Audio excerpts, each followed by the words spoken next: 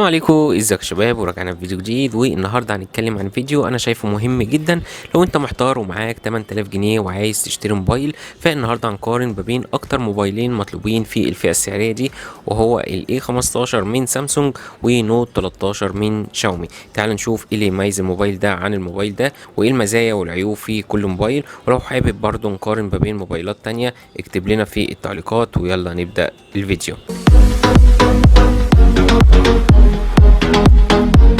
لو اول حاجه هنتكلم عليها وهو الشكل والخامات، لو هنبص كده للاي 15 فهتلاقي التليفون كله جاي من البوليكربونات او البلاستيك، بس الخامات بتاعته بصراحه ممتازه جدا. هتحس كده ان انت ماسك حاجه قريبه للازاز، يعني الماسكه بتاعته بريميوم الى حد ما، والماتيريال بتاعته مش ضعيفه. وغير كده التليفون هتلاقيه تقيل في ايدك. وبرده لو هنتكلم عن الشكل فالشكل مش جديد، يعني سلسله الاي هتلاقيها متكرره شويه، يعني الشكل مش هتلاقيه مألوف في ايدك. على عكس بقى هنا لو هنتكلم عن النوت 13 فالشكل هنا هتلاقيه مألوف في ايدك شويه، يعني الشكل مختلف عن النوت 12 او النوت 11، فهنا هتحبه اكتر. ولو برضو هنتكلم عن الخامات فهنا برضو جاي من البلاستيك، بس وزنه اخف فرق ملحوظ عن الاي 15.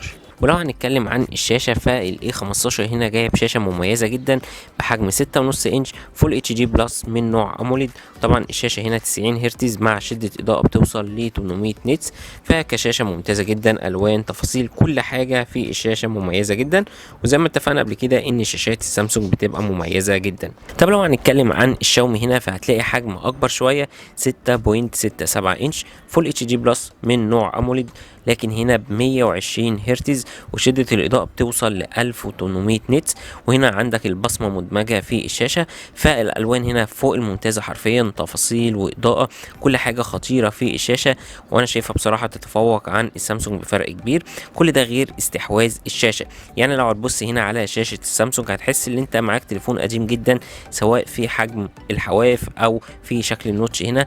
لكن لو هتبص لشاومي هتلاقي الاستحواذ مناسب جدا، وحجم الكاميرا هنا صغيرة، فهتحس إنك شايل حاجة مواكبه للعصر بتاعها. فالنقطه هنا بصراحه هتروح لصالح النوت 13. ولو هنبص للسماعات الخارجيه فالاي 15 جاي بسماعات مونو للاسف، بس مش وحشه لان السماعات اللي جايه في الاي 15 عاليه جدا. لكن لو هنبص للنوت 13 فالسماعات هنا جايه ستيريو، فالنقطه برضو هتروح لصالح النوت 13. ولو هنتكلم بقى عن الكاميرات فانت عندك الاي 15 هنا جاي بكاميرا اساسيه 50 ميجا بكسل مع 5 ميجا للتصوير العريض و2 ميجا للماكرو. وعندك الفيديو هنا بيوصل للفول اتش دي، الصور هنا مقبوله جدا بس عايزه اضاءه كويسه علشان تاخد صور مرضيه. اما لو هنتكلم بقى عن النوت 13 فعندك كاميرا اساسيه 108 ميجا بكسل وعندك 8 للتصوير العريض و2 للماكرو، والفيديو برضو هنا بيوصل للفول اتش دي. بس هنا ممكن نقول الصور هتحافظ على نفسها اكتر في حوار البكسله بفضل ال 108 ميجا، لكن جوده الاتنين كويسين جدا وقريبين جدا لبعض. وزي ما اتفقنا لو هتدي اضاءه كويسه هتاخد صور ممتازه جدا. هنيجي بقى للاعداد الداخلي وقوه الجهاز. لو هتيجي للاي 15 فهتلاقيه جايبه معالج انا شايفه ممتاز في الفئه السعريه بتاعته، وهو الجي 99 بتقنيه 6 نانومتر مع معالج رسومي مالي جي 57. طبعا معالج ممتاز جدا وبيحقق على البنش مارك حوالي 395 الف نقطه، وده رقم ممتاز جدا على الفئه السعريه دي.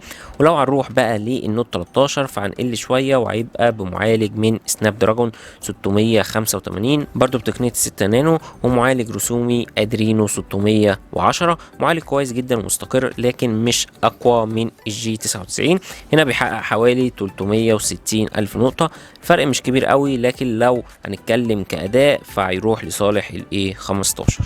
نيجي بقى للبطارية، فلو هنتكلم عن الاي 15 فجاية ببطارية 5000 ملي امبير مع شحن سريع 25 واط. نفس الكلام في النوت 13 فالبطارية هنا جاية 5000 ملي امبير لكن مع شحن اسرع هنا 33 واط. زي ما اتفقنا التليفونين البطارية واحد، لكن لو هنتكلم على سرعة الشحن هتلاقيها اسرع في النوت 13 بفرق بسيط. من الاخر كده انا اتفرجت برضو مش فاهم انا عايز اشتري انهم تليفون. يعني لو هنبص هنا فانت عندك شاشة مميزة جدا باستحواذ حلو وبصمة مدمجة و120 هرتز، عندك شكل مختلف وجديد، عندك سرعة شحن، عندك سماعات ستيريو، يبقى انا اختار النوت 13. عايز سوفت مستقر باندرويد 14، عايز اداء اعلى بفرق بسيط، عايز خامات كويسة جدا على الفئة السعرية بتاعته، عايز دعم للNFC، يبقى انت هتختار الاي 15. ودي كانت مراجعة او دي كانت كانت مقارنة ما بين الاي 15 والنوت 13. يا ريت لو عجبك الفيديو ما تنساش اللايك، واشوفكم الفيديو الجاي. سلام.